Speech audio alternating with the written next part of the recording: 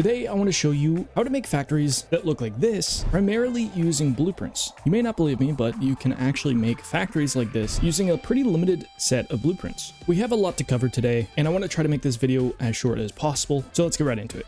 We're going to start off with a few prerequisites to actually building the blueprints. One of the first is that the better you plan, the better the outcome will be. Now that may seem like a no-brainer to a lot of you, but I think a lot of people underutilize planning. And the overall idea that we're going to be talking about today is dividing your factory up into a bunch of different segments and then putting as many of those segments into blueprints as possible. Now I've talked about this before in previous videos, but if you want to take your designing to the next level with blueprints, this is a great way to do that. When you think about a factory, there are a ton of aspects that you can divide your factory into, and that is production, logistics, walking areas, walls, ceilings, floors, lighting. There are a ton of different features that you can kind of break down your factory into. And the goal in a blueprint is try to incorporate a bunch of these different pieces into one blueprint.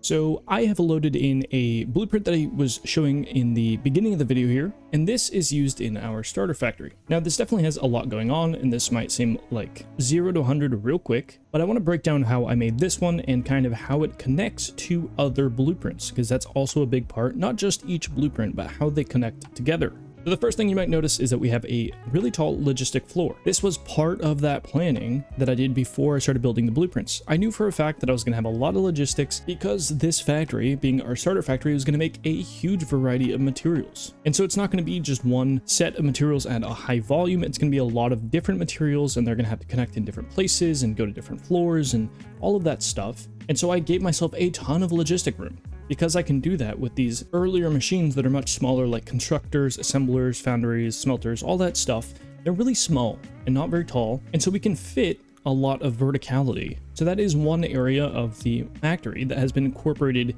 into the blueprint, being logistics. We also have the production, so that's the spacing and variety of machines that are being used. And so right here I have constructors, and you can fit 4 in a Blueprint Designer Mark 1 because they're 1 foundation wide, but I chose to space mine out because the arms of the constructor move a little bit when powered, and so I didn't want them clipping, and it was a design choice. So instead of doing the max amount of production, I've spaced it out and kind of made it feel a little bit better, and the animations don't clip into anything, which is again a big reason why I did that. There's also another part being lighting. So we have chosen, I use lumen, and maybe not everybody uses lumen. It's quite intensive actually, but I have kind of illuminated our production modules so that it's not pitch black. Now if you're not using lumen, maybe you don't need this, or maybe you use any of the normal lighting features like the wall mounts or the ceiling lights, or even the street lights work really great as well. But this is just what I used, and I kind of made a design around it. You can also see power is another thing, so how we are running our power connectors, because I personally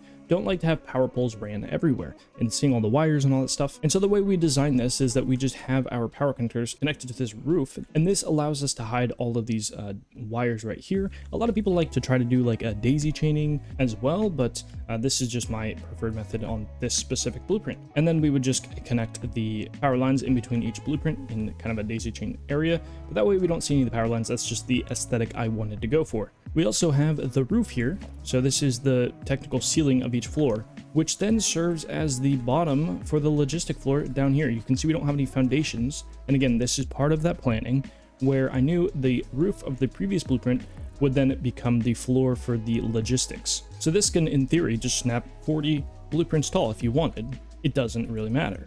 Now you'll notice that there's not really a walkway area on these, and that is because I planned this blueprint specifically to snap with walkways around it. So that would be a whole separate blueprint. And something to remember when you're trying to create blueprints that snap well together, let's say you want a walkway to snap to the outside of this blueprint. Let me grab some blueprints out real quick, and we can just place some of these down here, go into blueprint mode and snap them together. If I then want to make a walkway that goes around this, I need that walkway to be at the height of this production floor. So when I go and create my next blueprint, I can go and measure my blueprint height over here. So we just snap it to the bottom and we zoom up. We can see that 3 walls tall is a great snapping point. So we can go like this. We can then grab a foundation and we can make our walkways. So now we have this 2 wide walkway, or you could do 1 wide, whatever you want. Well, let's say we want 2 wide here for our hallways or walkways or whatever. We are now at the correct level. So if I were to save this as, let's say, walkway, and I come over here, I grab out that walkway blueprint. In blueprint mode, you can see that it snaps directly at the right height. So now that we've confirmed we're at the right height, we can kind of start designing, if we wish, and making something cool. Let's say I want to use these cool new windows across the whole thing. Something else to take note is the height in which this blueprint kind of sits. So 2 walls high would kind of fill in this whole void here. Now, this video isn't specifically about how to design stuff, but let's say we throw down a basic design like this, and we color these beams like copper, which I really like this finish now in the 1.0 update. Super cool. But then we grab out our walls here, and we do that same spacing where there's 8 meters of hallway space, and we bring out all of this like that, and we basically just duplicate it like this. So now we have, well, a little testing hallway to use and see how this works. So I'm going to go ahead and save over this blueprint like that.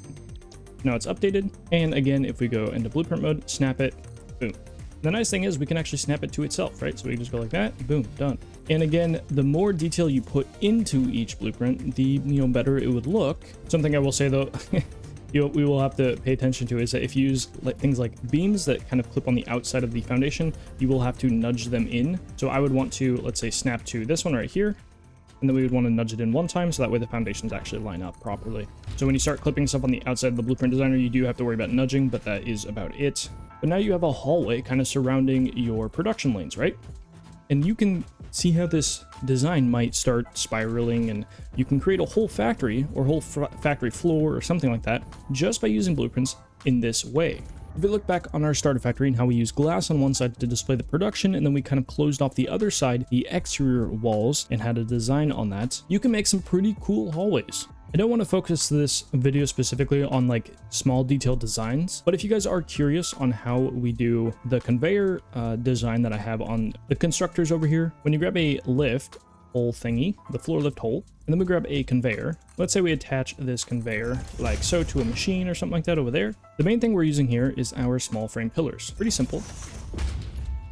Now, if you place the pillar like this, it'd be a little hard to get the snapping point here, especially because you can't vertically nudge. So normally I do this sort of stuff before I do the conveyor lift, but you basically just place one down back here and control snap. So I'll do this again real quick. We will control snap, and so I go 1 tick above the floor like that. We're holding control, and you can kind of get this more fine placement here, and then we can just connect these like that. Grab our lift and look at the hole, and you can see that it just places right there. One of the nice things about this is you can actually still connect your belts through the frames. So I can aim at this and it'll still connect, and then we can connect it to whatever else we're connecting to. And you can go 1 step above, go into our architecture tab here, and we can grab road barriers or the new low and high barriers if you wish, and kind of zoop these down. They're a little wide for the conveyors like this, but you can add detail just by doing that. But you could also use like painted beams instead, or you can compound and kind of double down and do painted beams on top of the barriers. There's so much you can do in this game. Grab the beam connector on the edge, like that, and maybe change it to like copper, because we like the copper out here, and maybe change the barrier to steel or unpainted or something. And you can get these cool looking conveyor lifts going into your machines. On top of that, you can then just add like little signs on top of this, like so. And you make them like, let's say, orange. We can paste them, and now we have a little orange light at the end. Okay, but I was getting a little off topic there. This video is supposed to be about how I use my blueprints to make factories. I wanted to add another note to building large-scale factories, because trying to cram in a bunch of different elements of your factory into a blueprint can be really tough when you're trying to build very big. Something I'll do is separate my production and logistics, and maybe some lighting stuff like this, into one blueprint, and I'll have my walkways separate, but I'll also have another blueprint set for external walls and foundation design and such. That way you can put more detail into those blueprints and have them all work together nicely. If you guys want a full video on how to build a blueprint that looks kind of like this, let me know down below, because I could definitely make a video where we do a full build on a blueprint similar to this, where we have a logistic floor, we have design elements, lighting, all of that stuff. So yeah, just let me know. Over the last few weeks on the live streams, we've been working on a larger build. It's a power plant, and one of the videos I'm going to be making on that power plant is going to cover how I'm using blueprints in that larger build, because it is slightly different. So hopefully you guys can get some extra information there as well. And as requested by some people, I will be returning with how to design in some form of capacity, and in those videos we will go over a lot more detail-oriented stuff. If you guys found this video useful at all, I would very much appreciate a like, and let me know what you thought down below. If there's anything I missed or you feel like I didn't cover fully, feel free to let me know down below, and you're always welcome to come into our live streams on either Twitch or YouTube and ask questions live. But I think that's going to do it for me. Hopefully you have a good rest of your morning, evening, or afternoon, and peace. I'm slick with words, tongue sharp, you left in thirds. You pitching verbs, I knock it out, I'm flipping birds. While smoking herbs, I'm blocking out what often hurts. I'm moving herds, it's me, my family, money merge.